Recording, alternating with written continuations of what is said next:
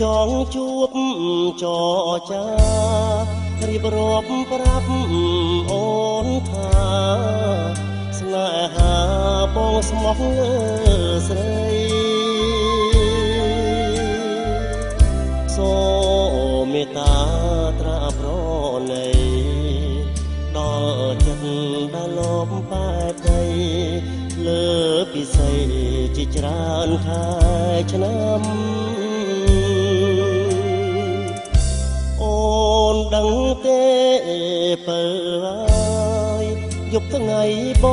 ងគេងព្រួយខ្លួនមួយយល់តែក្រៀមក្រំ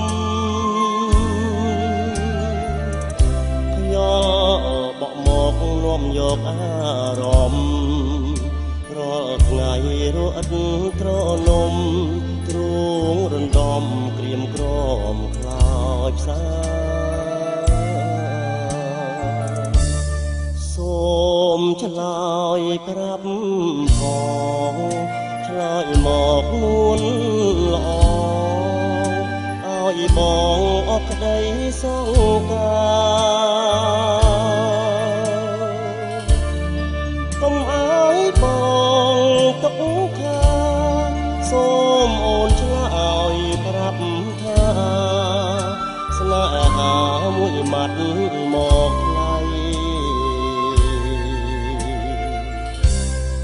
នឹងជាគ្រាបាញ់ចប់សូមអូនឆ្លើយប្រញាប់ប្រាប់មកពីស្អីស្ម័គ្រមិនស្ម័គ្រក៏សូមស្រដីកុំឲ្យបងព្រួយរីងរៃដោយសារស្រីមិនតន់ឆ្លើយបង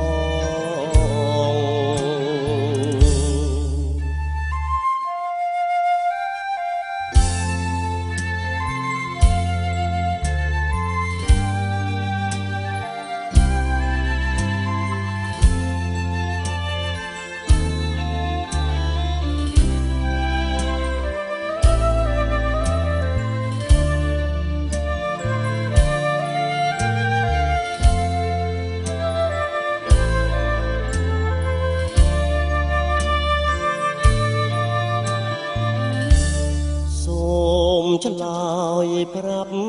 ផងឆ្លើយមកនួនល្អឲ្យបងអស់ក្តីសង្ការកុំឲ្យបងទុកខាសូមអូនឆ្លើយប្រាប់ថា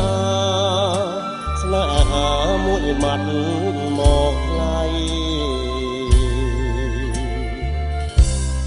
នេះជាគ្រា